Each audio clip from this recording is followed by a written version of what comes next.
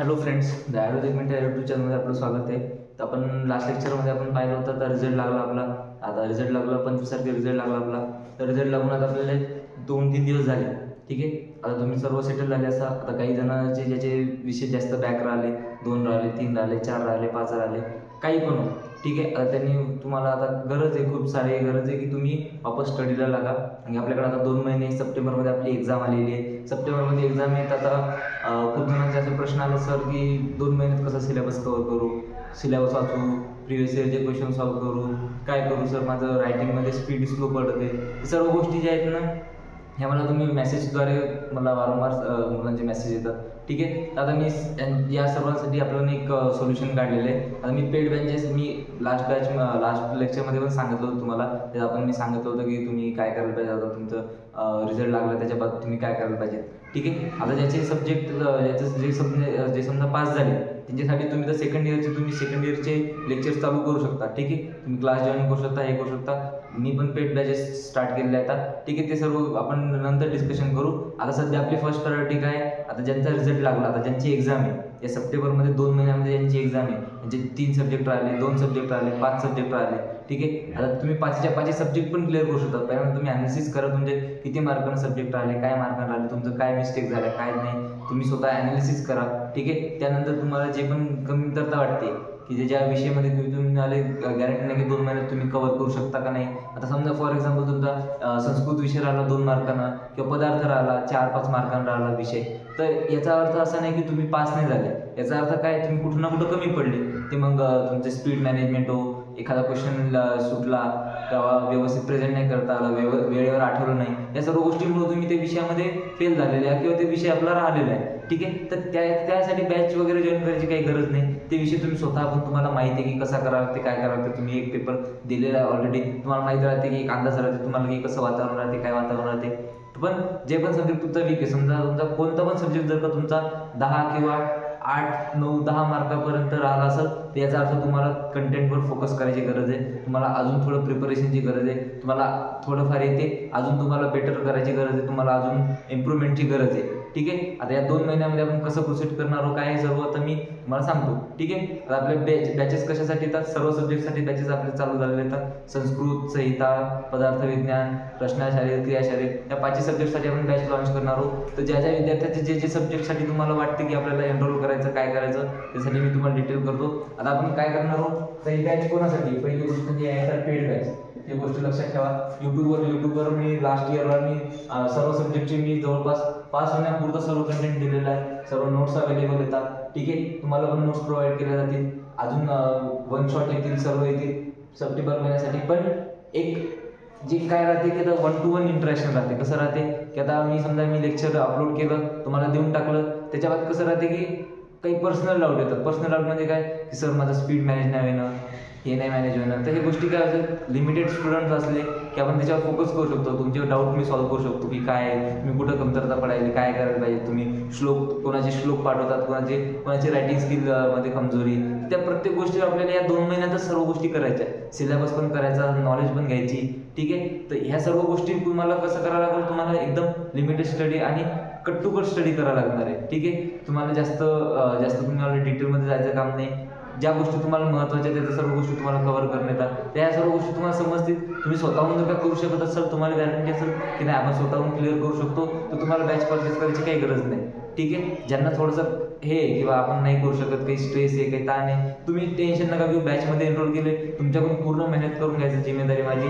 तुम्हाला मी तुम्ही जसं मी सांगते तशा पद्धतीने तुम्ही जर का सब्जेक्टला अप्रोच केला, 2 महिन्यामध्ये तुमचे सगळे सब्जेक्ट क्लिअर होऊ शकतात. लास्ट इयरला सर्वांनी माझ्या नोट्सच्या भरोशावर सर्वजण क्लिअर झालेले, तर चांगला रिस्पॉन्स आलेला आहे. सर्व नोट्स मला लास्ट इयरचे तुम्ही पण नोट्स बघितले असतील तर खूप सारा मी जे एक्सपेक्टेड क्वेश्चन सांगितले होते, मी प्रत्येक पहिल्या याच्यात नाही का मी एक्सपेक्टेड क्वेश्चन सांगितले होते. मेजरली सर्व क्वेश्चन त्याच्यातूनच आलेले. तर मी सांगितलं होतं, मी संहितामध्ये पण क्वेश्चन सांगितले होते की हे क्वेश्चन करून जर तुम्हाला हे क्वेश्चन सापडले तर तेच क्वेश्चन सापडले. यावेळेस तुमची पेड बॅचेसमध्ये तुमची MCQची प्रॅक्टिस होईल, सर्व गोष्टीची प्रॅक्टिस होईल.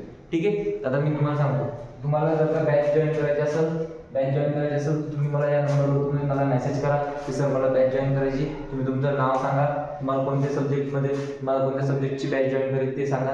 तुम्हाला काही डाऊट असतील तर मला विचारा, ठीक आहे. त्याच्यानंतर मी तुम्हाला तिथे सर्व डिटेल्स शेअर करतो, ठीक आहे. आता राहिला प्रश्न की सर बॅच कधीपासून स्टार्ट होईल, तर बॅच कधीपासून स्टार्ट व्हायला, बॅच स्टार्ट व्हायची 5 जुलैपासून. आता 5 जुलैपासून कोण स्टार्ट करायला, आता नेमका रिझल्ट लागला, आता तुम्ही बॅकलॉगचे फॉर्म भरसाल, तुमचं रिअप्लाय करसाल. काही जण जे सेकंड इयरला ते समजा ज्याचे 2 सब्जेक्ट बॅक राहिले पण तुम्ही सेकंड इयरला प्रमोट झाले ना, तुम्ही केटी लागले, तर तुम्ही काय करसाल, तुम्ही ऍप्लिकेशन फॉर्म भरसाल. ते कॉलेजच्या प्रोसेसेस राहतील, त्या सर्व प्रोसेस तुम्ही निपटून घ्या.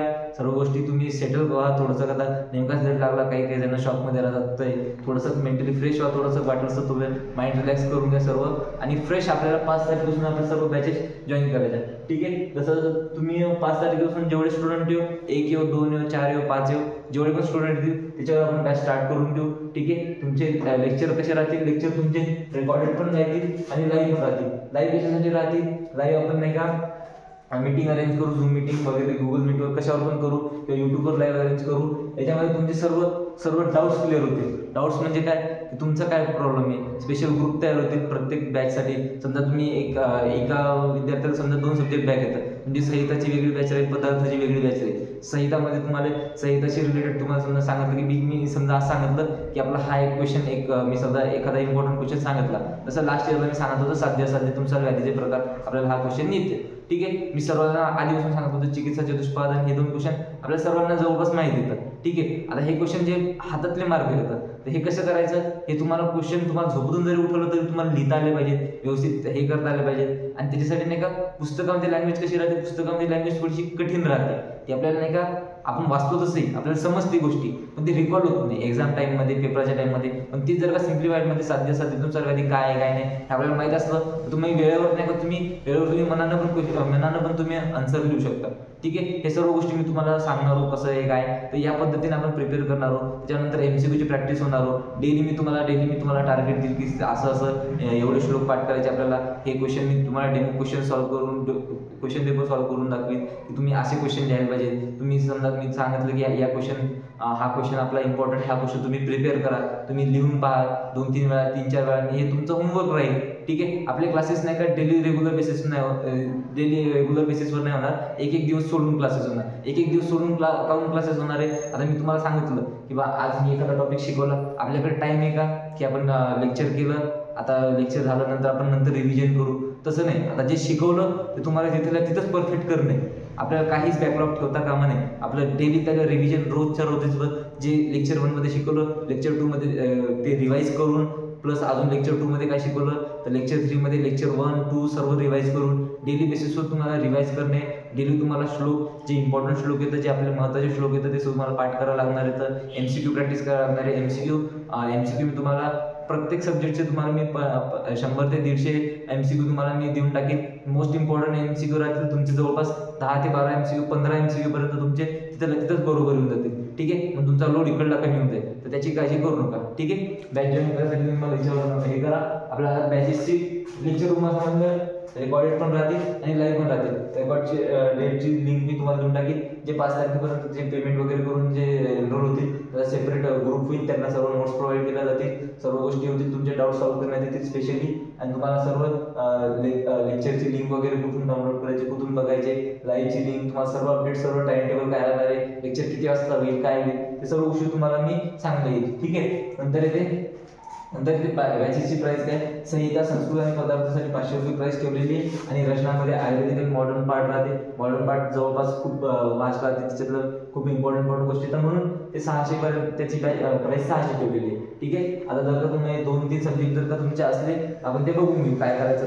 तुम्ही मला पर्सनली मेसेज करा, हे सर्व गोष्टी सांगतो. पण एक ओव्हरऑल ही फीज राहील, हे सर्व गोष्टी राहतील. ज्यांना वाटते की आपण 2 महिन्यामध्ये जर का आपल्याला सब्जेक्ट क्लिअर करायचे असेल, सर्व गोष्टी हे करायचे असेल, तुम्हाला माझ्यावर विश्वास असेल, माझ्या टेक्निक्सवर, माझ्या नोट्सवर विश्वास असेल, तुम्ही लेक्चर जॉईन करू शकता. तुम्हाला रिझल्ट द्यायची पूर्ण 2 महिने मी पण तुमच्यासोबत मेहनत घेतो, 2 महिने तुम्ही पण घ्या.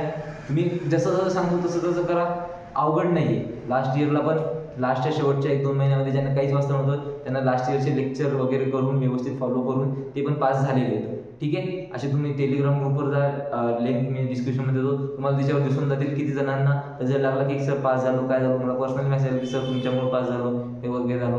तर नोट्स सफिशियंट येतात, पण तुम्ही मेहनत, आता जे जे आधीपासून जॉईन होते त्यांना माहिती की सर्व गोष्टी येतात, पण काही जणांना कसं थोडं लेट चॅनलची माहिती झाली, आपलं चॅनल नेमकंच ग्रो होत होतं, तर काही भरपूर कारणं असतील.